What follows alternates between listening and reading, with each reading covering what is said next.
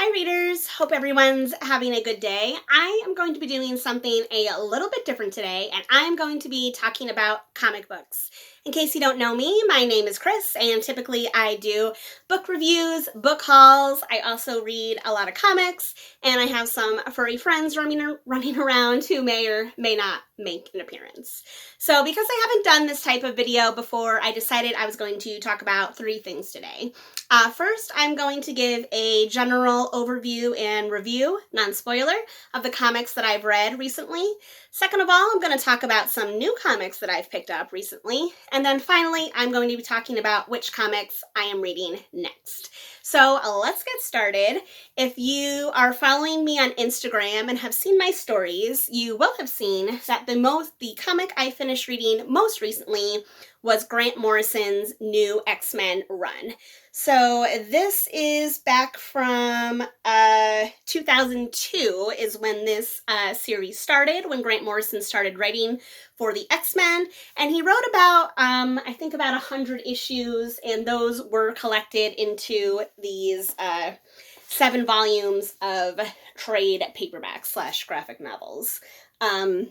Yeah, so I started reading this run a couple months ago, and I just finished it recently. So if you are an X-Men fan at all, this is a definite, you should definitely read this. So this first series, this first collection starts off with the X-Men fighting this new villain named Cassandra Nova. She wants to wipe all the X-Men off the planet, you know, typical X-Men villain type thing. It starts off very small, the story, with all our favorite X-Men fighting this villain, and then with each issue that goes along, the story continues to expand. So once we get into volume 2, we find the X-Men are spending a lot of time at the Xavier Institute. Again, if you are an X-Men fan at all, you will recognize, you know, Professor X's school for the gifted. So after the fallout of everything that happened in volume 1, we've got humans protesting mutants, as usual, and yeah, they're just trying to deal with the fallout of everything that happened in volume 1. So then we've got volume 3.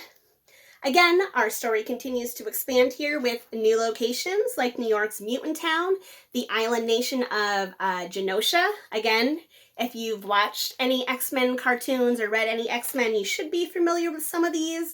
But if not, that's okay. Our X-Men are, you know, trying to repair the rift between humans and mutants, only to find a new threat that threatens both of the species.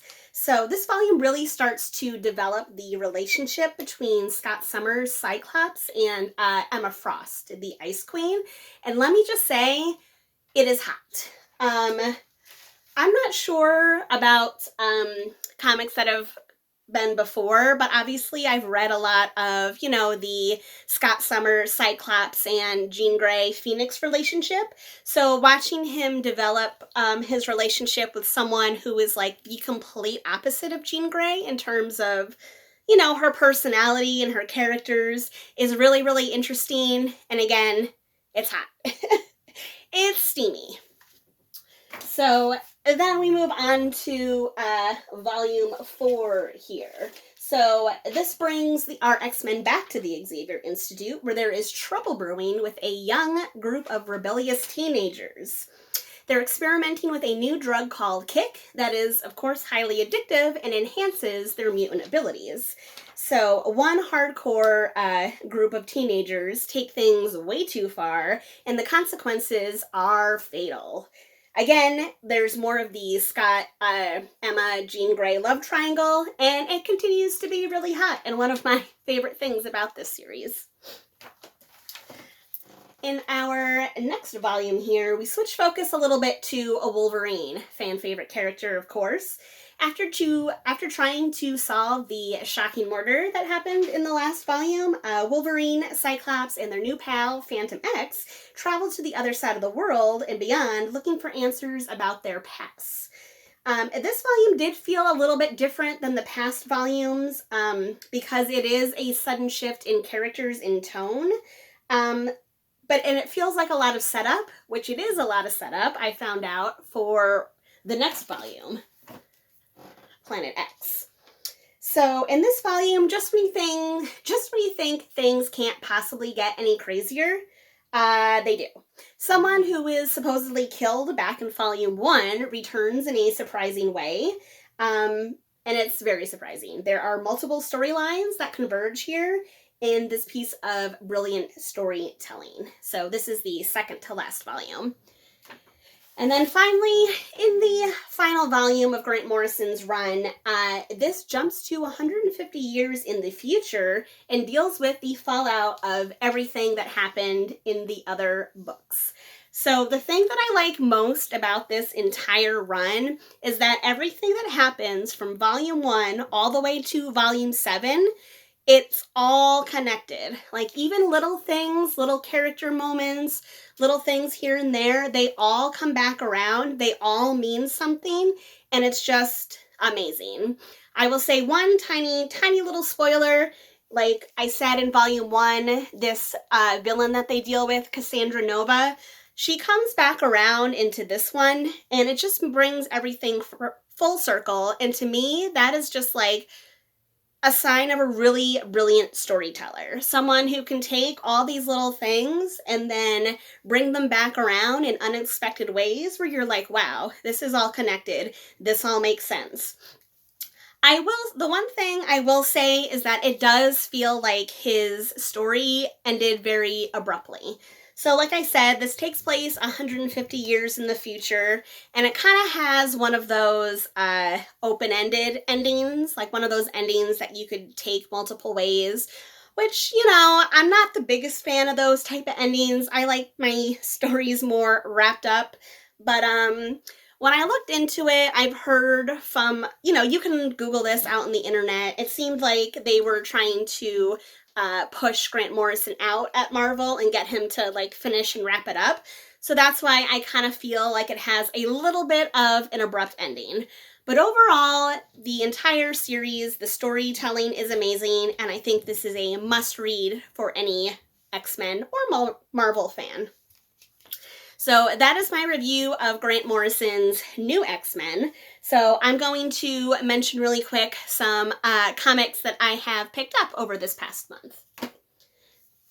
The first one is called Middle West by one of my favorite artists, Scotty Young. There's just something about his art that I really like. It has a very childlike, playful quality, I feel. So I just think that it's a delight to both read and look at his artwork. So this is a new story of his, and I'll just read the back of it to you really quick so you know what it's about. Predictable, normal, boring. Most days in Farmington are like any day in a small town in the heartland, but Abel is used to it. He runs his paper route, tries to keep up with schoolwork, and aims to stay on the good side of a volatile single parent. One fateful day, however, Abel's ideals of normalcy, safety, and security are torn to shreds and blown away as a storm levels Farmington just as quickly as it appears. What's more, the storm is chasing Abel, and it knows his name. So again, this sounds really, really cute. I believe there are a couple volumes out. This is just volume 1. I hope to start reading it, probably not before the end of this year, but definitely for next year. And the other thing that I picked up recently is Saga. Now again, if you have seen some of my other videos, I got this in a recent book haul from a local independent bookstore. I was able to pick up 3 volumes of Saga. For me personally, I really like to read the trade paperback or graphic novel versions better of comics because I feel like, you know, you usually get 5 to 6 in one volume, so I feel like I've got a bigger chunk to read. So anyway, if you wanted to watch my video to learn more about why I picked up Saga, I will link it above. But again, this is another one that is on my list to read for next year. But what I am going to start reading this year is a very old school comic called Warlock. So I usually let my husband pick out which comic books I'm going to read next, and this is the one that you've picked out for me. If you were like, who the hell is Warlock and why would I want to read this? Adam Warlock is a very famous character in Marvel history. So if you are a fan of Marvel's Avengers, the Infinity War, and Thanos, the original Infinity War or Infinity Gauntlet storyline in the Marvel comics, this guy, Adam Warlock, plays a very big role in that story. So this is kind of like an origin story for him, I believe, and kind of sets up his relationship with the Infinity Gauntlet and all that stuff. So I am very excited to read it. And of course, it is written by the amazing Jim Starlin, who is the one who wrote the Infinity Gauntlet saga. So yes, this is only 1, 2, 3, 4. It's only 6 volumes, so this should take me through to the end of the year. And I will definitely let you guys know my review once I finish reading it. So that is all for today. I thought I heard little feet scamper by, but I guess not. So anyway, if you like this video, please give it a thumbs up. Definitely leave me a comment below and let me know what you liked about this video, what you didn't like, if there is anything that you would like me to see, me talk about differently next time. Oh, and I do have a little surprise for you. Hold on. This is my buddy Oscar. He wanted to say hello before the end of the video. Hi, Oscar. How you feeling today, Bubba? Okay, so this is Oscar. Anyway, thank you guys so much for watching, and I'll talk to you soon. Happy reading. Bye.